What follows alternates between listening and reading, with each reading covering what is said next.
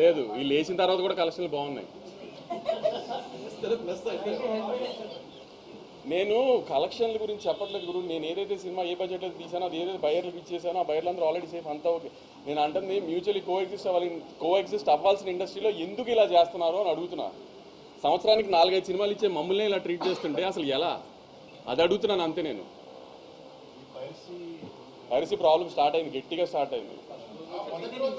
మేము ఈసారి ఒక ఐడెంటిఫై చేసింది ఏంటంటే, మా మ్యాట్ 2 రిలీజ్ అయిన తర్వాత ఫస్ట్ డే వచ్చిన కాపీ మేము ఓవర్సీస్ సెన్సార్కి రిలీజ్ చేసి ఒక కాపీ ఇచ్చాము. ఓవర్సీస్లో కొన్ని కంట్రీస్కి సెన్సార్ కావాలి, వాటికి సెన్సార్ కాపీ ఇచ్చాము. ఆ కాపీ రిలీజ్ అయింది.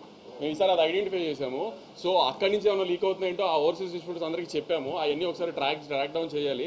గేమ్ చేంజర్ సినిమా కూడా ఇలానే ఓవర్సీస్ సెన్సార్ కాపీ రిలీజ్ అయింది ఫస్ట్ పైరసీలో. ఇవన్నీ ఒకసారి ఇప్పుడు ట్రాక్ డౌన్ చేయాలి, ఎక్కడెక్కడ లూప్ హోల్స్ ఉన్నాయో. ఈ 2 సినిమాల్లో ఇది అబ్జర్వ్ చేసాము, ఓవర్సీస్ సెన్సార్ కాపీ రిలీజ్ అవుతుందని. అయిసారి ఇప్పుడు ఓవర్సీస్ సెన్సార్కి కాపీ ఇస్తున్నప్పుడు ఇంకా జాగ్రత్త పడాలి. అది ఆ డిస్ట్రిబ్యూటర్ అందరితో కూడా ప్రామినెంట్గా చూడాలి. మామూలుగా థియేటర్ కాపీ వస్తే దాన్ని ఇంకా చేయలేము, దాన్ని ఏం చేయాలి ఇప్పుడు చూడాలి. ఎందుకంటే సడన్గా ఇంత 2 monthsలో ఇంత ర్యాంపేజ్ లాగా వచ్చేసింది. యాక్చువల్లీ మొన్న సికందర్ అయితే మరీ అన్యాయంగా ముందు రోజు రాత్రి వచ్చేసింది. సో ఇట్లాంటి ఏంటో మరి సడన్గా ఇంత వచ్చింది, ఇదేంటో ఒకసారి మళ్ళీ గట్టిగా ఒకసారి దిల్ రాజు గారు మొన్న అదే చెప్పినట్టు ఒకసారి ఎఫ్డీసీతో కూర్చుని గవర్నమెంట్తో డిస్కస్ చేసి ఏదైనా చేయాలి హ్యూజ్ స్కేల్లో, లేకపోతే చాలా డ్యామేజ్ చేసేట్టు ఉంది ఫర్దర్గా వెళ్ళే కొద్ది. అవన్నీ సరిపోవు. ఇప్పుడు ఈటీవీ విన్ ఏదో చేశారంట, వాళ్ళ సినిమాని పైరసీ చేయలేకపోతున్నారంట. అదేంటో కనుక్కుని అలాంటి ఏదైనా ట్రై చేయాలి యాక్చువల్లీ ఏంటి అనేది.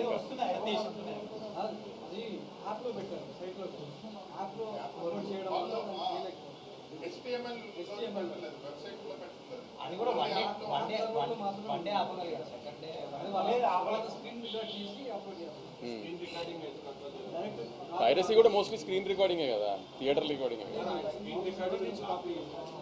అవును. ఇంకేదన్నా ఉందా? ఇప్పుడైతే లేదండి. తమిళ్లో స్టార్ట్ చేస్తున్నాం.